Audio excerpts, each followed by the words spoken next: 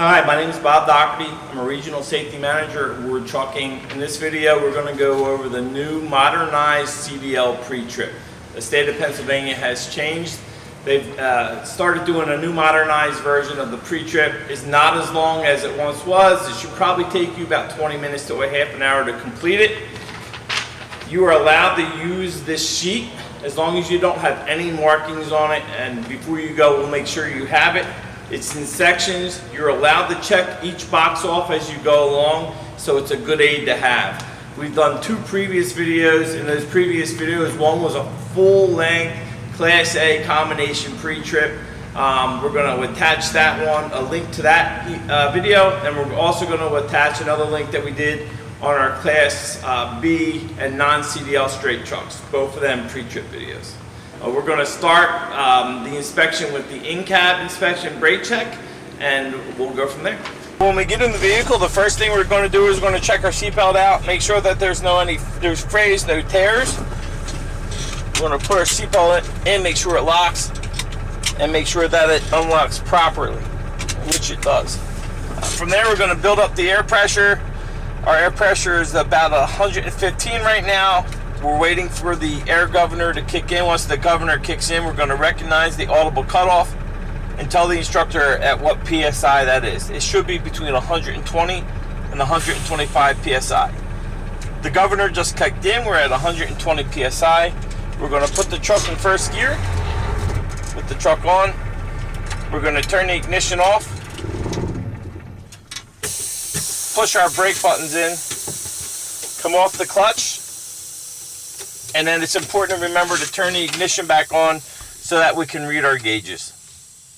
Our air has settled. It's at about 100 PSI. I'm going to let the cycle run through so the beeping stops. Okay, we're at 100 PSI. We're going to do our brake check. I like to use the acronym SALE, S-A-L-E, for static, applied, lights and alarm, and emergency brake. So our first test of this brake check is the static, which is just to sit here and count for a minute. See if we shouldn't lose more than 3 PSI in 1 minute. It's important that you have a watch or a phone or something to count the time yourself. So we're going to say a minute went by. We haven't lost more than 3 PSI. We're going to do the applied test. We're going to put our foot and apply it on our service brake. Let the air settle. We're at about 95 PSI right now. This test, we shouldn't lose more than 4 PSI in 1 minute. Once again, we will time ourselves. After a minute goes by, not losing more than 4 PSI, we're going to begin the next part of the brake check, which is we're going to fan down, and between 80 and 60 PSI, our warning lights and warning alarms should come on. So we have 2 air gauges. The lights should come on both each light on each air gauge and the alarm.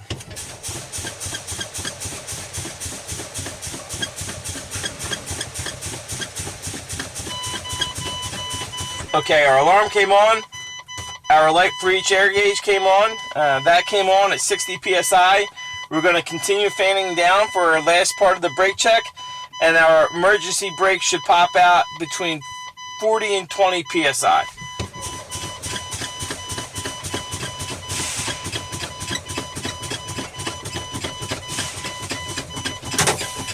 Okay, 30 PSI, our buttons popped out.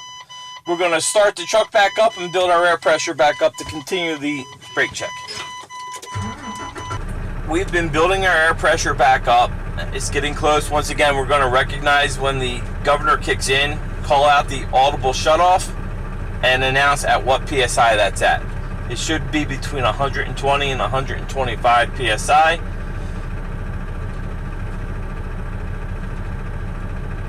We're at 120. There's the governor kicking in. It's at 120 PSI. We're going to begin the rest of our brake check. We're going to test all of our brakes. Put the truck in first gear. Come off the clutch lightly. All the brakes held. We're going to release our trailer brakes, keeping our tractor brakes engaged. We're going to test our tractor brakes. Our tractor brakes held. We're going to reverse that, pushing in the tractor, releasing the trailer. check our trailer brakes. Our trailer brakes held. Pushing in both tractor and trailer. We're going to check our trolley brake. Our trolley brake held. Now we're going to do our rolling brake check. We're going to roll 5 miles an hour. We're going to check to make sure our speedometer is working. We're also going to check to make sure that when we brake, our wheel doesn't steer to either direction, which would indicate that we have uneven brake wear on the front. So we'll roll 5 miles an hour, come to a stop. We don't have any movement in the steering wheel. Put the truck in neutral, put our parking brakes on, come off. That would complete the brake check part of this. We're now going to go into our windshield, or what they call monitoring device, which is our mirrors. We have our 2 side mirrors and our spot mirrors, which are mounted, properly secured and seated to my position. We have our windshield, which is properly mounted, secured, no cracks.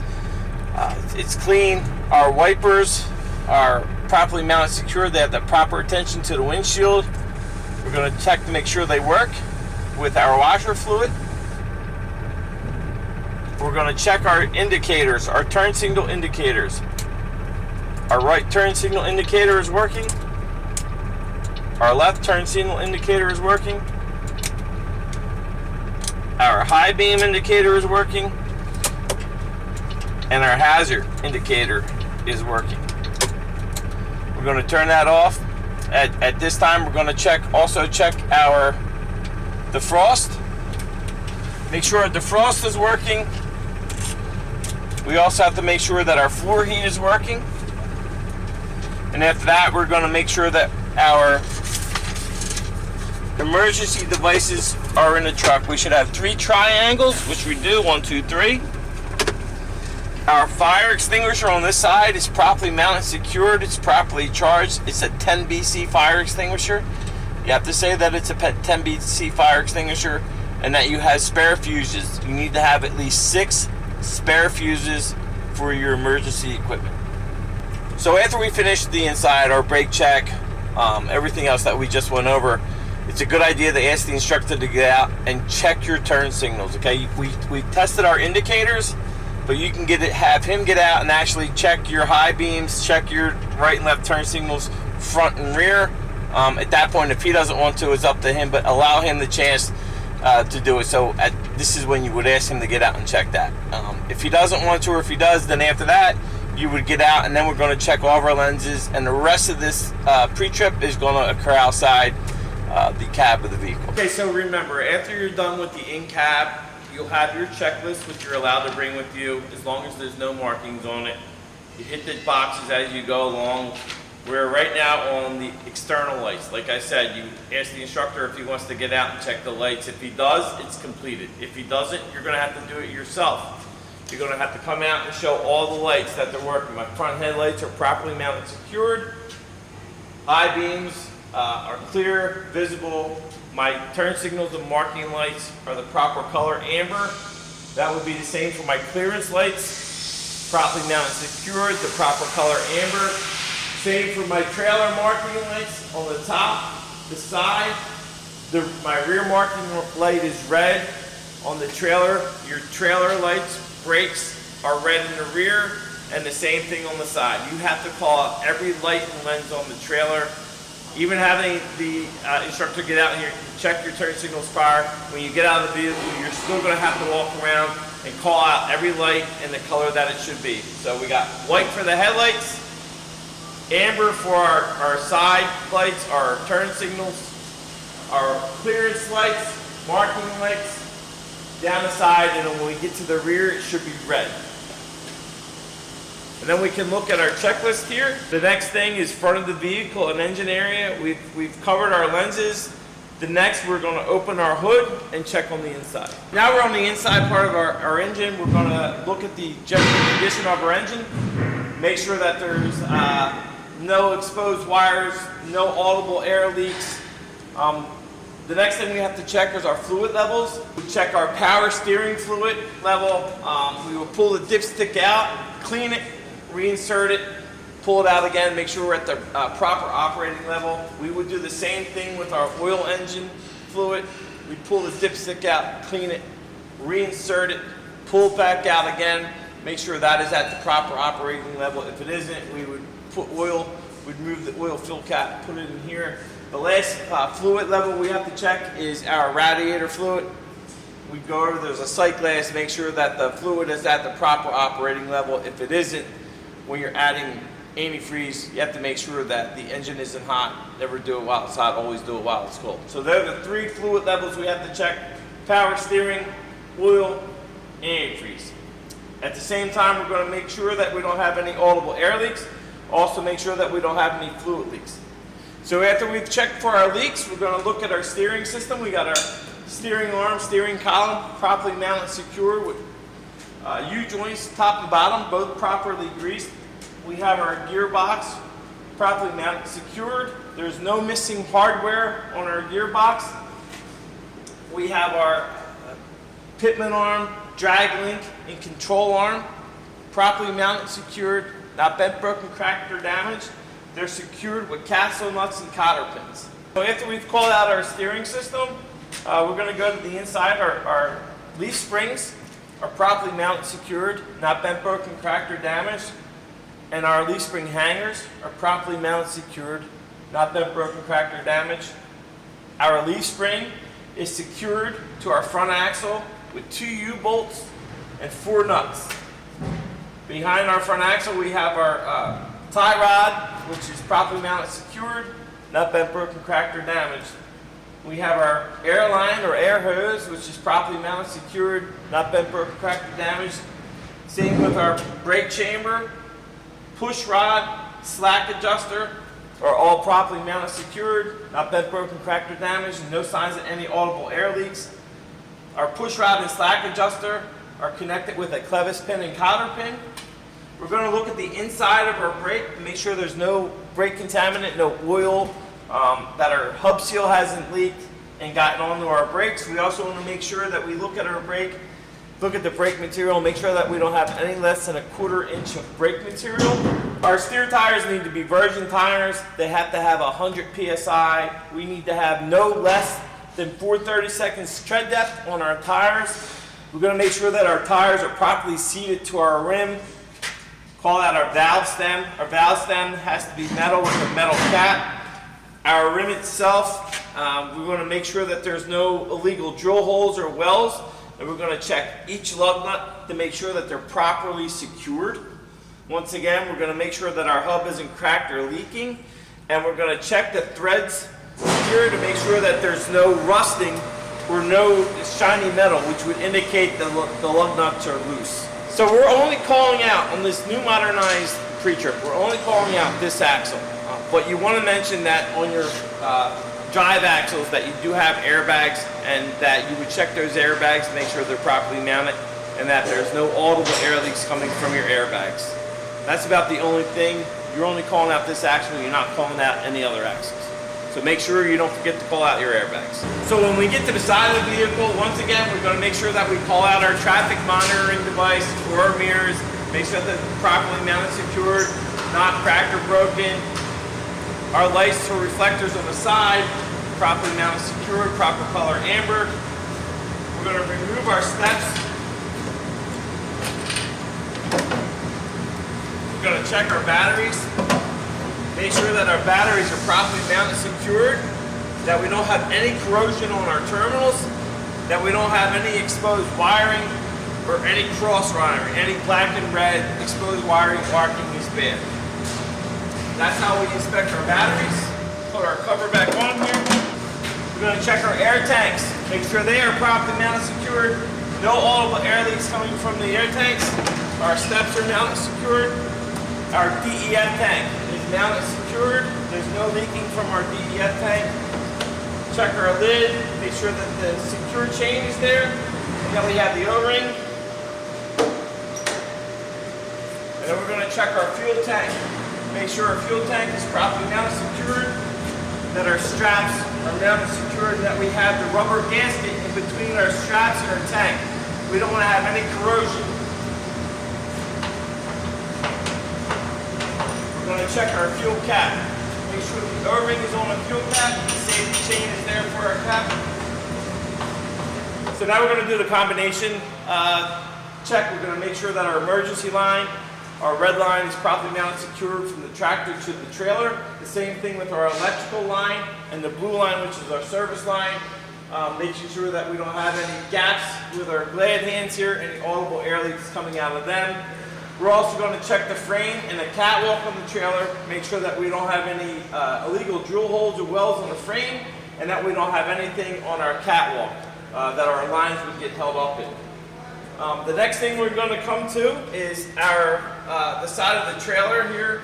We're going to make sure that we don't have any holes in the side of our trailer and that our reflective tape goes at least 50% down the side of our trailer.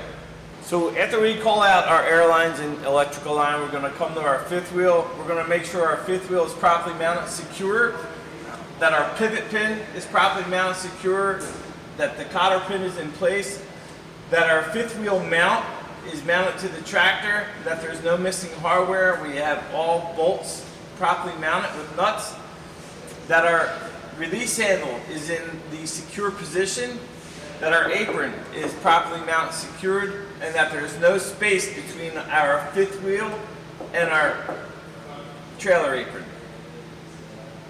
We were also going to make sure that we call out our drive tires. We called out the front axle, but we want to make sure that we know that our drive tires, once again, have to have at least 100 PSI, that we can use recaps on our drive tires, that we have to have no less than 2 30-seconds tread on our drive tires, and that we would check the bud spacing in between our drive tires to make sure that there's no foreign objects in between our bud spacing. I would get behind our fifth wheel here and make sure the locking jaw is in the lock position. It's across the shank of the kingpin.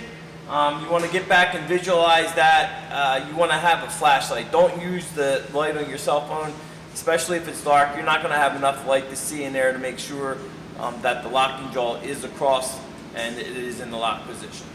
So after we've inspected our fifth wheel and the apron, make sure that there's no gap between the two. We're going to make sure that our mud flaps are properly secured with a cotter pin, and that we have 100% DOT tape across the top of our mud flaps.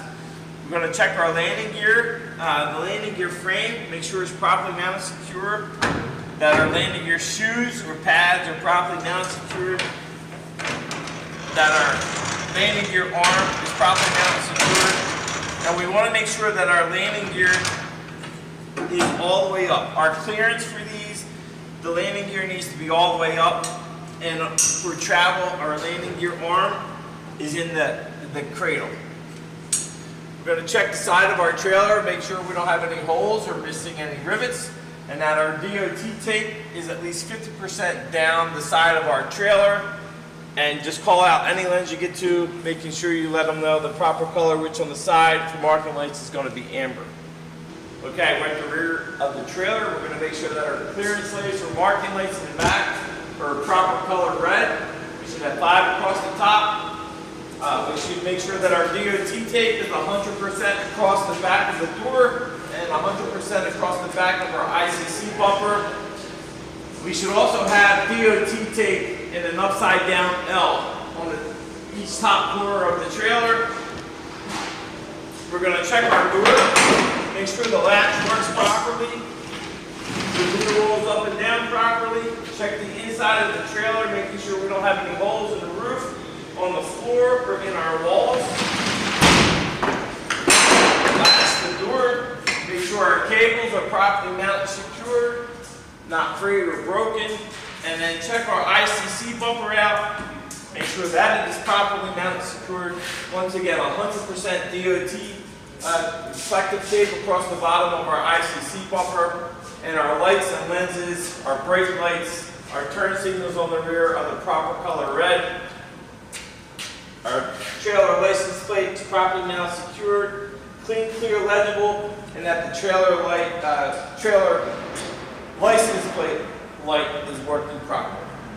I'd like to thank you for watching the video. I hope it's of aid, and I appreciate your time. Thank you.